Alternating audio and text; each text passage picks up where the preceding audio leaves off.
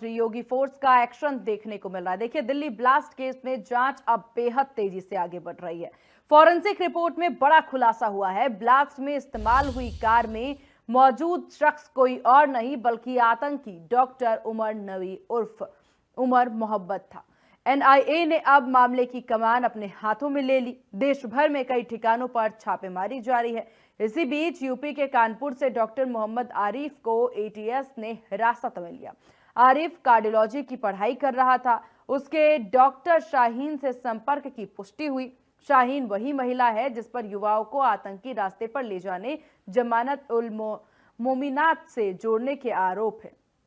अब एजेंसी शाहीन और डॉक्टर परवेज का आमना सामना कराने की तैयारी में है ताकि आतंक के इस नेटवर्क की पूरी परतें खोली जा सके। सूत्रों के मुताबिक शाहीन कई बार जम्मू कश्मीर जा चुकी है। आतंकियों को लॉजिस्टिक सपोर्ट देने के आरोप में घिरी है।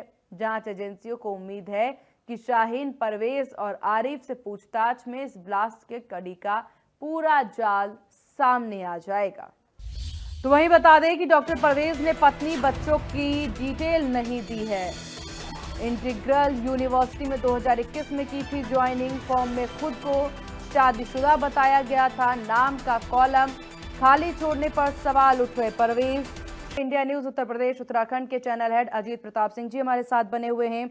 अजीत जी, यहाँ पर शाहीन का जो मामला पूरा सामने आ रहा है, लखनऊ से कनेक्शन सामने आ रहा है, कानपुर से बड़ा कनेक्शन सामने आ रहा है। आमना सामना परवेज के साथ कराया जाएगा और परवेज को लेकर के भी हालांकि बहुत सी जानकारियां अभी नहीं मिल पा रही हैं।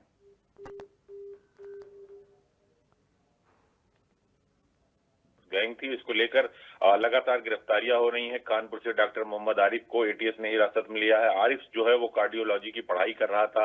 डॉक्टर शाहीन से उसके जो रिश्ते संपर्क की जो पुष्टि हुई है वो एटीएस की और एसटीएफ की तरफ से की गई। बहुत सारे ऐसे दस्तावेज और जो है मोबाइल फोन बरामद हुए हैं शाहीन के घर से और इसलिए उसके भाई परवेज को भी गिरफ्तार किया गया है, जिस पर युवाओं को आतंकी रास्ते पर ले जाने की नजर थी और जमाते उल मोमिनात से जोड़ने का आरोप था। तो अब जो जांच एजेंसियां हैं वो शाहीन और परवेज को आमने सामने बिठाकर पूछताछ करेंगी। पहले अलग अलग पूछताछ हुई है और अब आमने सामने बिठाकर पूछताछ करेंगे, यानी क्रॉस एग्जामिनेशन होगा एटीएस की नजर में, क्योंकि पूरी तरह से आतंक इस नेटवर्क की परतें जो है खोली जा सके। इसके लिए बाकायदा शाहीन कई बार जम्मू कश्मीर जा चुकी है। इस बात के भी सबूत हैं। आतंकियों की जो लॉजिस्टिक सपोर्ट देने का आरोप है उसमें भी शाहीन का बहुत बड़ा रोल है। तो जांच एजेंसियों को इस बात का पुख्ता सबूत है और उन्हें इस बात का अंदाजा भी है कि शाहीन और परवेज आरिफ से पूछताछ में इस ब्लास्ट की कड़ी का जो पूरा जाल है वो सामने आ जाएगा, क्योंकि जिस तरह से दिल्ली ब्लास्ट केस में जांच तेजी से आगे बढ़ रही, क्योंकि फॉरेंसिक रिपोर्ट में इस बात का खुलासा हुआ है कि ब्लास्ट में जो इस्तेमाल हुई है कार में मौजूद शख्स कोई और नहीं बल्कि आतंकी डॉक्टर उमर नबी और उमर मोहम्मद था। एनआईए ने अब इस मामले की कमान अपने हाथ में ले ली और देश भर में कई ठिकानों पर छापेमारी की जा रही है। उत्तर प्रदेश में भी हो, चाहे कानपुर हो, चाहे सहारनपुर हो, या फिर लखनऊ का हुसैनगंज का इलाका जहां शाहीन का घर है, तो इन सब इलाकों में अभी भी छानबीन की जा रही है और अभी भी मोबाइल ट्रेस किए जा रहे हैं। कश्मीर कनेक्शन, पाकिस्तान कनेक्शन, जैसे का कनेक्शन और जो मॉड्यूल है तालिबान जैसा, तो वो चीजों को भी एटीएस, एनआईए और एसटीएफ जो है उसकी खोजबीन में लगी है, उसकी तलाश कर रही, छापेमारी की जा रही है। लगातार ये जो छापेमारी का दौर है अभी भी लगातार जारी है। कई जगह तो लोगों को पता भी नहीं चल पा रहा, छापेमारी की जा रही है। लेकिन इस बात से बिल्कुल स्पष्ट हो गया कि उत्तर प्रदेश में अयोध्या, काशी, मथुरा, जो है चित्रकूट, प्रयागराज, कई सारे धार्मिक स्थल निशाने पर, दिल्ली का लाल किला निशाने पे कहा जा रहा है। उत्तर प्रदेश में मुख्यमंत्री आवास की भी रेकी हुई थी। तो एक बड़े आतंकी हमले की साजिश थी जिसको बेनकाब किया गया है कि और जगह आतंकी हमले नहीं कर पाए हैं। दिल्ली के में जो विस्फोट हुआ उसके अलावा लगातार इसको लेकर बैठकें हुई है। खुद उत्तर प्रदेश अलर्ट पर है, वो चाहे नेपाल का इलाका हो, बॉर्डर का इलाका हो, या फिर जो सहारनपुर, पश्चिमी उत्तर प्रदेश विशेष तौर से कह लें, जहां पर लगातार ये आतंकी गतिविधियों की जब भी कोई घटना होती है तो इनके तार जरूर कभी मदरसे से कराते हैं, कभी खाड़ी देशों से आते हैं, कभी पाकिस्तान से आते हैं, कभी आईएसआईएस से आते हैं। संभल पर ही नजर यूपी एटीएस की, तो बहुत सारी जगहों पर अभी भी छापेमारी जारी है। बिल्कुल। और अजीत जी, देखिए सबसे बड़ी बात चार गाड़ियों से ब्लास्ट की बात सामने आ रही है कि पूरी तरीके से उनकी प्लानिंग थी कि 4 गाड़ियों से ब्लास्ट करेंगे। 3 बड़े खुलासे भी होते हैं जिसमें कहा जाता है कि जनवरी में सबसे पहले रेकी की गई थी इनके द्वारा लाल किले की, दिसंबर में 6 दिसंबर की इनकी प्लानिंग थी। एक डायरी मिली है उमर और मुजम्मिल के कमरों से जांच में, जिस डायरी में प्लानिंग पूरी तरह से की गई थी कि कहां कहां बॉम्ब ब्लास्ट करना है, किस तरह से बॉम्ब ब्लास्ट करना है, कितनी गाड़ियों से बॉम्ब ब्लास्ट करना है, और एक नहीं 2 गाड़ी के भी शामिल होने की बात सामने आ रही है। देखिए बिल्कुल, क्योंकि अगर 4 जगह आपको हमले करने हैं तो आपको कम से कम 10 से 15 लोगों की जरूरत होती है। 4 जगह रेकी होती है, प्लांट किया जाता है, मॉड्यूल पे बाकायदा उस पर रिसर्च किया जाता है। तो अभी सिर्फ ये 4-6 लोग नहीं, इसमें लगभग जो है 50 से ऊपर की संख्या आएगी, क्योंकि जहां कहां शरण लेते हैं, कौन इन इलाके वहां प्लांट करता है, स्लीपर सेल किस तरह काम करता है। तो अभी बाकायदा रेकी की गई 2 गाड़ियों का नाम आपने देखा कि रेड कलर की फोर्ड की तस्वीर सामने आई, सीसीटीवी जो बता रहे हैं, और जो एनआईए और एटीएस को सबूत मिले हैं उसमें बहुत सारे ऐसे अहम साक्ष्य हैं जिसके आधार पर ये कहा जा सकता है कि हिंदुस्तान को दहलाने की कोशिश थी, जिसमें नाकामयाब हुए हैं, और बहुत सारी जगहों पर ये ब्लास्ट करना चाह रहे थे। अभी 4 जगह की तो पुष्टि हुई है, लेकिन कहा जा रहा है कि दर्जन भर से जगहों से ज्यादा पर ये जो है विस्फोट करना चाहते थे और दहलाना चाहते थे। हिंदुस्तान की आबो हवा को, अमन और शांति में खलल पैदा करना चाहते थे। लेकिन जांच एजेंसियों की तेजी से इनके मंसूबे जरूर नाकामयाब हुए, लेकिन अभी भी बहुत कुछ खुलासा बाकी है और बहुत सारी गिरफ्तारियां बाकी हैं, और बहुत सारे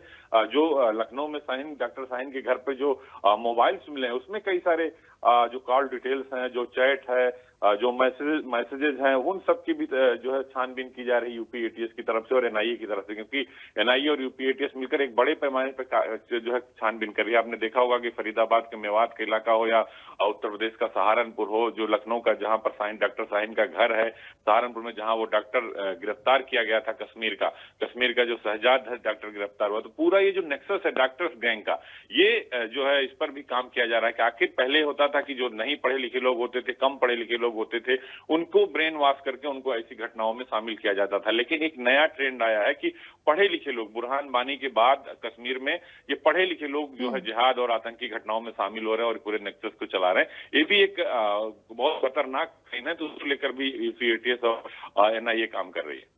बिल्कुल, और ये बहुत अहम बात अजीत जी आपने बताई कि पढ़े लिखे लोगों पर फोकस किया जा रहा है, उनको अपने चपेट में लिया जा रहा है, क्योंकि ये पूरा जिस तरीके से अगर हम देखें जो सोर्स चल रहा है, डॉक्टर्स को जुटाया जा रहा है। डॉक्टर आमतौर पर हर किसी से उनका कनेक्शन होता है, नॉर्मल से नॉर्मल लोग उनसे मिलने के लिए जाते हैं, ऐसे में माइंड डाइवर्ट करना कोई बड़ी बात उनके लिए नहीं होती है। ऐसे में शाहीन को लेकर के भी जानकारी मिल रही थी कि काफी लंबे वक्त से, यानी 2 साल से वो विस्फोटक सामग्री जमा कर रही थी और सब कुछ फरीदाबाद से एक्सपोज करने की, कंट्रोल करने की पूरी साजिश चल रही थी। देखिए बिल्कुल, शाहीन चूंकि टीचर भी थी, डॉक्टर बच्चों को पढ़ाती थी, डॉक्टरों के संपर्क में थी, तो ये बहुत खतरनाक मॉड्यूल है कि आप पढ़े लिखे लोगों का ब्रेन वॉश करें। और विशेष तौर से डॉक्टर ऐसा पेशा है जिसे धरती का भगवान कहा जाता है और बहुत सारे लोग आते हैं उनके संपर्क में आते हैं, तो ये बहुत खतरनाक चीज है। तो अभी इस पर भी जांच की जा रही है और कहा जा रहा है कि शाहीन जहां पढ़ाती थी, जिनके संपर्क में थे, उन सबसे पूछताछ की जाएगी, उन छात्रों से भी पूछताछ की जाएगी। तो ये जो पढ़े लिखे और डॉक्टर्स, इंजीनियर के जैसे पेशे में, सम्मानित पेशे में रहने वाले लोग इस तरह की घटनाओं में शामिल हो रहे हैं, ये बहुत खतरनाक है देश के लिए और इस पर लगाम लगानी होगी। और इसीलिए जो है जांच एजेंसियां इतनी रफ्तार से काम कर रही हैं। देश के प्रधानमंत्री, गृह मंत्री, उत्तर प्रदेश के मुख्यमंत्री लगातार इन सबको लेकर बैठक कर रहे हैं। बिल्कुल, और अजीत जी क्योंकि हम शुरू से अगर देखें एक चीज अगर इस पर ध्यान दिया जाए, बहुत पहले से दिल्ली में हो या नोएडा में हो या फिर हरियाणा के कुछ जिलों की बात कर ली जाए, बम विस्फोट की धमकी दी जा रही थी। स्कूलों में, रेलवे स्टेशन पे, कई बार कोर्ट्स में धमकी दी जा रही थी कि यहाँ पर बम विस्फोट हो सकता है, और इस सब के बाद दिल्ली में इस तरह की घटना सामने आई है। तो क्या इससे पहले जो ये मेल्स सामने आ रहे थे उसको लेके किसी तरह का कोई कनेक्शन समझा जा सकता है? देखिए बिल्कुल, जो मेल्स आती है ये तो आप टेरर फैलाने के लिए करते हैं और ये बताते हैं नहीं अभी हम तो जिंदा है, अभी हमारा काम खत्म नहीं हुआ और अभी हम जो है हमारा नेक्सस, हमारा संगठन अभी जिंदा है। तो कई बार ये दहशत फैलाने के लिए और अपने को बड़ा साबित करने के लिए कई बार विस्फोट होता है तो आतंकी संगठन जिम्मेदारी लेते हैं, मेल करके सरकारों को धमकी देते हैं, मंत्री विधायकों को, मुख्यमंत्रियों को धमकी देते हैं। तो कनेक्शन जरूर जोड़ा जाएगा, लेकिन फिलहाल जो ये घटना है ये बहुत ही जो है खतरनाक तरीके से इसको अंजाम दिया गया और देने की कोशिश थी। तो इसको लेकर अभी जांच एजेंसियां लगातार काम करेंगी। बहुत कुछ जांच एजेंसियों की तरफ से बताया नहीं गया, क्योंकि अगर चीजें सामने आ जाती हैं तो ये संगठन और इसमें काम करने वाले स्लीपर सेल के लोग भी वो सतर्क हो जाते हैं। तो लिहाजा अभी बहुत कुछ बाकी है और अभी गिरफ्तारियां लगातार चल रही, छापेमारी चल रही है और उसके बाद आप देखिएगा एक बहुत बड़े नेक्सस का खुलासा होगा। चलिए ठीक है अजीत जी, आपका बहुत शुक्रिया इंडिया न्यूज को अपना कीमती वक्त और तमाम जानकारी साझा करने के लिए।